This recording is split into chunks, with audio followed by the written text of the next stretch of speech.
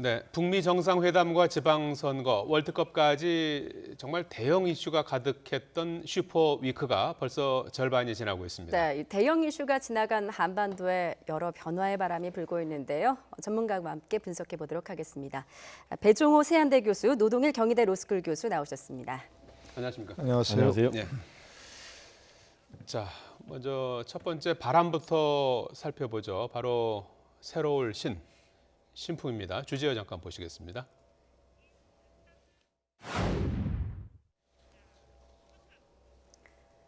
네.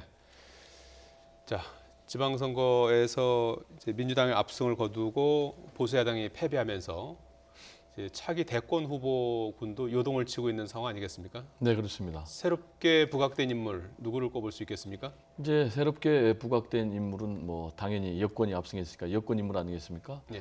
일단 사상 처음 3선 서울시장에 당선된 박원순 서울시장 당선인 꼽을 수가 있겠고요. 네.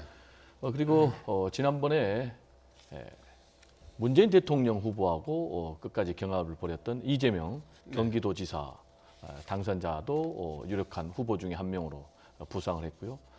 또 드루킹 관련해서 굉장히 곤혹을 치렀지만은 이번에 김태호 후보를 상대로 승리했던 김경수 경남지사 이 세 사람을 꼽을 수가 있겠고요. 반대로 지금 야권 홍준표 그리고 안철수, 유승민 세 사람은 굉장히 큰 대권가대에 빨간등이 켜졌다 이렇게 말씀드릴 수가 있겠습니다. 예. 우선 이게 인물들을 좀 차례로 살펴보면 예. 박원순 당선인, 이제 말씀을 해주셨듯이 서울시장 3선에 성공을 했습니다.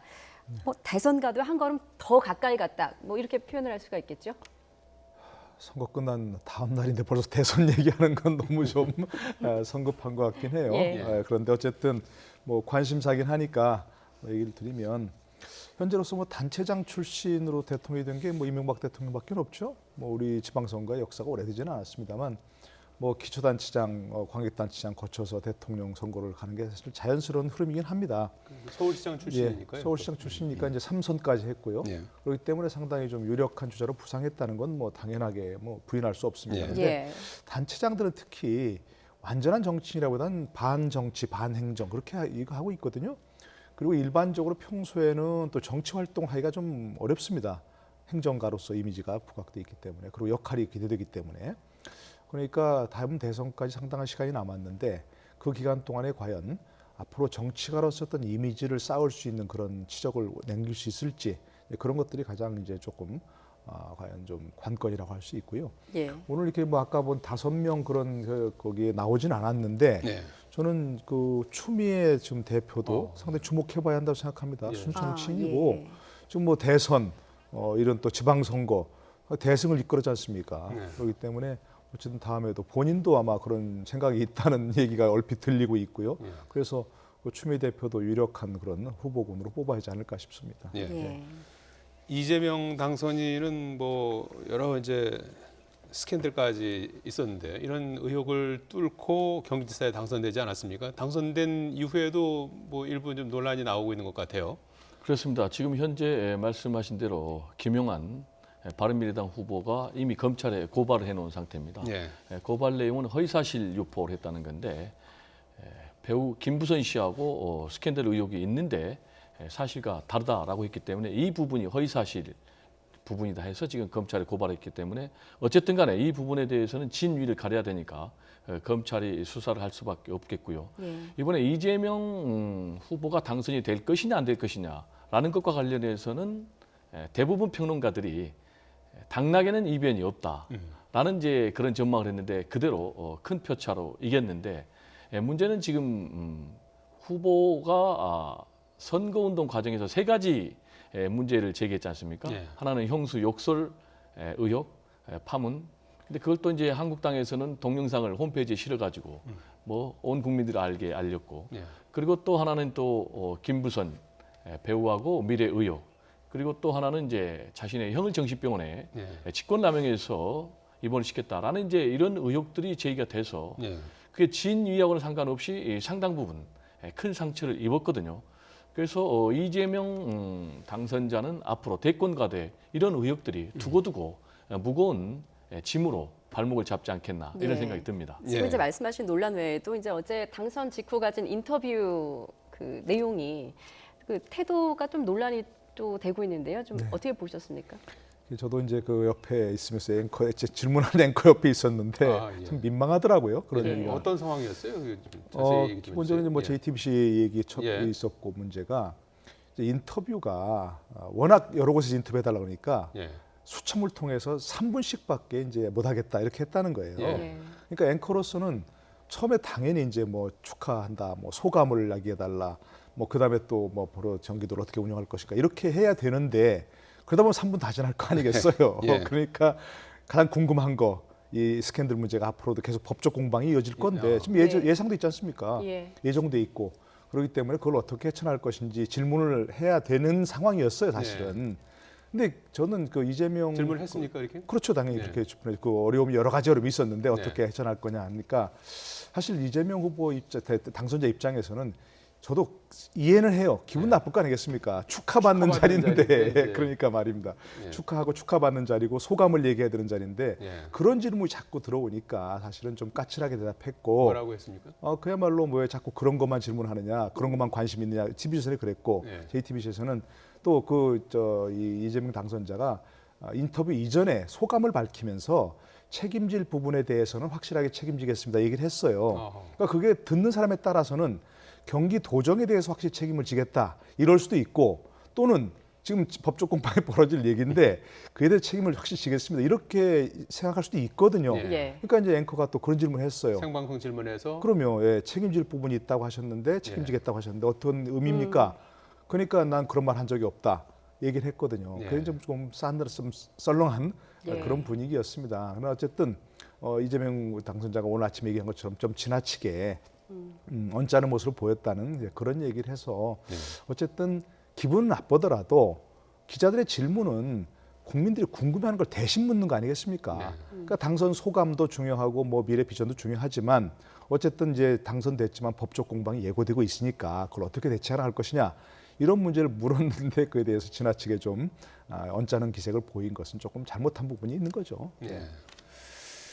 자, 이번엔 김경수 당선자 얘기를 좀 해봐야 될 것 같은데 드루킹 논란에도 불구하고 이제 경남지사에 당선되지 않았습니까? 초반에는 이제 김태호 후보가 조금 앞서가면서 이게 출구조사와 좀 다른 내용으로 가면서 뭐 좀 다른 결과가 나오는 게 아니냐 하는 그런 전망도 있었는데 결국 이제 김경수 후보가 당선됐어요. 그런데 이달 말부터 드루킹 특검 수사가 시작되지 않습니까? 그렇습니다. 어떻습니까? 어떻게 보면 이제 살아있는 권력을 상대로 특검 수사를 하게 됐는데요. 제대로 할 수 있을까요?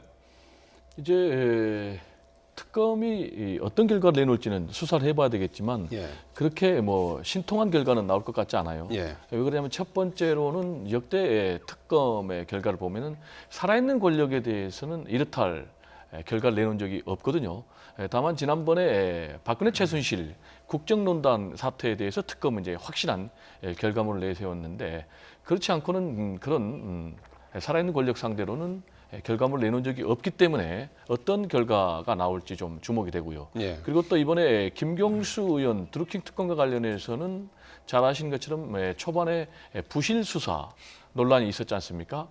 그래서 증거가 대부분 다 인멸됐다. 이런 주장들이 제기가 됐거든요. 그래서 이것과 관련해서 서울경찰청장이 뭐 사과를 하기도 했기 때문에 그래서 또 특검이 수사를 시작한다 해도 어떤 결과를 내기가 굉장히 쉽지 않은 네. 상황이고 그리고 현재까지 지금 김경수 당선자는 피의자 신분이 아니고 참고인 네. 신분이거든요. 그 이유는 아직까지 구체적인 혐의가 드러나지 않았기 때문에 그래서 종합해 볼 때 제가 볼 때는 특검이 어떤 혐의점을 찾아내기는 확률적으로 좀 낮아 보이고 만약에 특검이 결정적인 문제를 잡아낼 경우에는 김경수 당선자의 정치적인 행보가 큰 타격을 입겠지만은 그렇지 않고 특검을 통해서 뭔가 아무런 하자가 없다 이런 결론이 나올 경우에는 반대로 김경수 당선자가 대권 주자로서 또 친문을 대표하는 대권 주자로서 상당히 탄력을 받을 가능성이 높다. 예. 이런 두 가지 가능성이 남아 있다고 보겠습니다. 예. 그런가 하면 이제 야권에서는 보수의 새로운 희망으로 원희룡 제주지사 당선인 무소속으로 출마를 해서 당선이 됐는데 뭐 보수 재편 과정에서 좀 구심점 역할을 할 가능성이 있겠죠. 충분히 가능성은 있지만 그리고 워낙 또 이제 보수 지형이 지금 이제 정치인들이 좀 우수수 지금 떨어진 뭐 추풍 이렇게 돼 있으니까 추풍 낙엽처럼 돼 있으니까 현재 살아남은 그 주자가 유일하게 원희룡 도지사 주지사 아니겠습니까? 그렇기 때문에 충분히 가능성이 있고 앞으로 대선 국면에서는 큰 역할을 할 수 있겠지만 지금 이제 야권 재편이 우선 굉장히 초미의 관심사로 떠오르고 있고 그런 과정에서는 역할을 하기가 어렵죠. 제주도지사라는 현직 신분을 유지하고 있기 때문에 그러니까 앞으로 대선 국면이 닥치면 여기서 어떤 뭐 새로운 인물로서 우뚝 설 수 있는 가능성이 있지만 일상적인 정치에서 어떤 이제 야권 재편에서 뭔가 좀 역할을 하기는 현재 신분상 어려운 상황이 돼 있다고 생각합니다. 예. 예. 자, 그럼 여기서 한반도를 휩쓴 두 번째 바람이 무엇인지 좀 살펴보겠습니다. 네, 대선까지 출마했던 강한 바람이 금방이라도 꺼질 듯한 바람 앞에 촛불이 되었습니다. 잠깐 보시죠.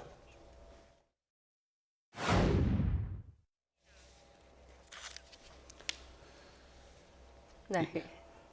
지난 대선 때 이제 출마했던 보수 야권 대선 주자들 난관에 봉착한 모습인데요. 먼저 네. 영상 보시고 말씀 나눠가겠습니다. 오늘부로 당대표직을 내려놓습니다. 대표직을 물러나 성찰의 시간을 갖겠습니다. 성찰의 시간을 당분간 가지겠습니다. 예, 먼저 홍준표 대표가 기자회견을 통해 대표직을 사퇴했어요. 앞으로 정치 행보는 어떻게 생각하십니까? 지금 이제 당초 이 결과가 나오기 전에는 예. 홍준표 대표 향후 정치적 행보와 관련해서는 6석이 못 나오면은 본인이 대표직 사퇴하고 그리고 조기에 전당대회 열어서 다시 거기에 도전해서 당권을 획득해서 앞으로 2022년에 대권에 도전한다. 이런 시나리오가 다 회자가 된 그런 상황인데 지금 이번에 지방선거 결과가 전혀 뜻밖의 결과가 나왔어요. 아시는 것처럼 이제 14대 2대 1로 완전히 TK 당으로 전락해버리는 참패가 나오니까 제가 볼 때 이런 모든 부분에 대해서 다 시나리오가 무위로 간 그런 상황이 높다고 보거든요. 특히 이번에 한국당이 패배한 것과 관련해서 여러 가지가 있지만 그중에 홍준표 대표 책임론이 강하게 지금 제기되고 있지 않습니까?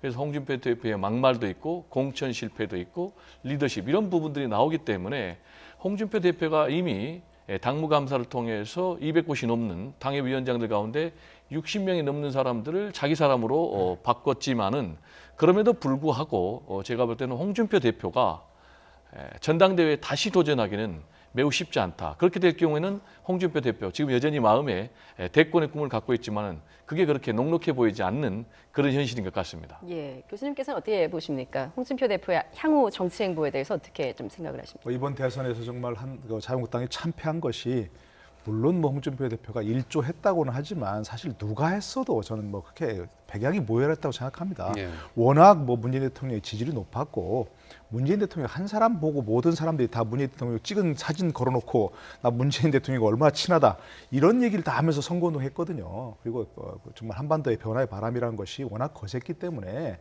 홍준표 대표 많이 책임이냐 하지만 어쨌든 홍준표 대표가 대표로서 책임을 져야 되고 많은 구설에 오른 것도 그렇고 리더십에 대한 의문도 많이 왔기 때문에 이제는 물러나는 게 순서라고 보고요. 그리고 뭐 예를 들어서 전당대회를 조기 전당대회를 열면 대안이 없기 때문에 다시 복귀할 수 있다 이런 시나리오는 생각할 필요가 없다고 생각합니다. 해서는 안 되는 것이고요. 홍준표 대표 전 대표 이제 본인을 위해서나 또 자유한국당의 환골 탈퇴를 위해서나 이 선을 물러서 있는 게 마땅하고요. 그리고 이제 뭐 마땅한 대안이 없다 하더라도 대안이 없을 때 정말 마지막까지 바닥까지 갔을 때 새로운 가능성이 열리는 거 아니겠습니까? 또 어떤 과거에 뭐 대안이 없으니까 과거 인물들로 대체하겠다 이렇게 할 필요는 없고 그래서도 안 된다고 생각하기 때문에 일단 홍준표 대표는 깨끗이 물러나서 세간의 관심, 세인의 관심에서 좀 멀어지는 것이 본인의 어떤 이미지를 위해서나 장래를 위해서나 또 자유한국당의 장래를 위해서도 그게 바람직하다고 생각합니다. 예. 바른미래당 얘기도 좀 해봐야 될 것 같은데 유승민 공동대표는 일단 사퇴 의사를 밝혔고요. 안철수 서울시장 후보였던 안철수 후보는 이제 3등의 꼬리표를 떼지 못했어요. 성찰의 시간을 갖겠다고 이제 했는데 앞으로 이 두 사람의 운명은 어떻게 될 것 같습니까? 제가 볼 때는 유승민 전 대표 같은 경우는 앞으로 보수 재건 과정에서 공간이 있을 가능성이 높고요. 예. 그렇지만은 안철수 전 후보 같은 경우는 정치적인 최대 위기에 봉착했다. 정치에 입문한 지 7년 됐지만은 지금 이제 안철수 대표가 주장한 게 새로운 정치 그리고 제3정당을 내세운 거 아니겠습니까? 그런데 지난번 대권에서 도전해서 자신이 얻었던 득표보다 더 저조한 득표를 얻었고 여기에다가 김문수 후보를 상대로 해서 3위에 본인이 그쳤기 때문에 그러면 이제 본인이 얘기한 대로 자신의 시대적 소임이 무엇인가라는 그런 근본적인 질문에 봉착한 상황이에요. 예. 그래서 본인은 이제 성찰의 시간을 가져서 앞으로 다시 재기에 도전하고 싶겠지만은 많은 국민들, 유권자들이 과연 안철수의 시대적 소임이 있는가라는 질문을 계속 던져서 만약에 안철수의 시대적 소임이 없다라는 그런 결론이 나오면은 안철수 전 대표 정치적인 재기에 성공할 가능성이 매우 높고요. 특히 이제 안철수 전 대표 같은 경우는 제3정당을 표방을 했는데 지금 완전히 민주당이 압승하고 그리고 이제 나머지 부분은 결국 이제 보수가 재편을 통해서 다시 보수 대통합을 통해서 경쟁 구조를 만드는 이런 상황으로 될 텐데 그러면은 이제 안철수 전 대표가 정치적인 활동 공간을 어디서 찾을 것인가 이런 문제가 제기되기 때문에 앞으로 정치적인 활로를 여는데 상당히 어려움이 있어 보입니다. 유승민 대표나 이제 안철수 후보 같은 경우에는 어떻게 보면 지금 뭐 길을 잃은 그런 상태가 아닌가 싶은데요. 예. 앞으로 정치적인 행보를 어떻게 예상할 수 있을까요? 뭐 안철수 후보가 굉장히 큰 관심 아니었습니까? 네. 이번 서울시장 선거는 누가 당선되느냐보다도 예. 누가 2등하느냐 그리고 2등하는 사람이 얼마나 득표를 할 것인가 이게 좀 관심사였는데 안철수 후보는 3등하면서 뭐 길을 잃었지만 저는 그 이전에 여러 가지 좌표 설정에서 좀 실패했다고 봅니다. 이념적 좌표에서는 본인이 처음 정치에 입문했을 때 한나라당의 확장을 저지하기 위해서 나왔다 그랬거든요. 분명히 진보 쪽으로 자리매김을 했단 말입니다. 그런데 국민의당을 창당하고 또 그걸 국민의당을 깨면서 또 바른당과 합당하면서 바른미래당을 만들면서 지금 이제 보수의 구심점이 될 그런 좀 눈길을 좀 끌었단 말입니다. 그렇기 때문에 좀 이제는 다시 보수권이 재편된다고 해서 그 대표로 나선다. 이것도 상당히 우스운 그런 상황이 돼버렸어요. 두 번째 또 지역엔 처음에는 이제 호남 지역에 공을 들였잖아요. 그래서 국민의당이 돌풍을 일으켰고 거기서 근데 또 국민의당을 깨면서 또 호남 지역도 잃어버렸습니다. 이제 그렇다고 다른 지역을 또 가서 경남 지역에서나 아니면 또 호남 자신의 그 고향이긴 하지만 부산에 가서 또 호소할 수도 없는 그런 상황이 돼버렸고요. 또 그다음에 또 이제 본인의 좌표 설정을 완전 중도로 자리매김했답니다. 극중주의 이렇게 얘기하면서. 예. 그런데 극중 처음부터 중도라고 자리매김하면 보수 진보 양쪽에서부터 다 우리 편이 아니라고 생각할 가능성이 더 높아요. 저 사람은 중도니까 다 우리 편이다 이런 게 아니라 오히려 양쪽에서부터 제3의 길이라고 하는 것은 보수나 어떤 그 진보 이쪽에 확실히 자리매김을 하고 그리고 중도로 확장한다. 이게 유효한 것이지 처음부터 중도로 자리매김하면 어느 쪽도 자기 편을 만들 수가 없단 말입니다. 네. 그렇기 때문에 지금 근본적으로 뭐 서울시장의 낙선에서 위기가 아니고 처음부터 그런 좌표 설정에 실패해서 앞으로의 정치적 재기를 모색하기는 상당히 어렵지 않을까 하는 그런 생각을 해봅니다. 예. 예. 자, 이제 마지막으로 한반도를 휩쓴 가장 큰 바람이 있었는데요. 그게 무엇인지 한번 살펴보겠습니다. 주제 보여주시죠.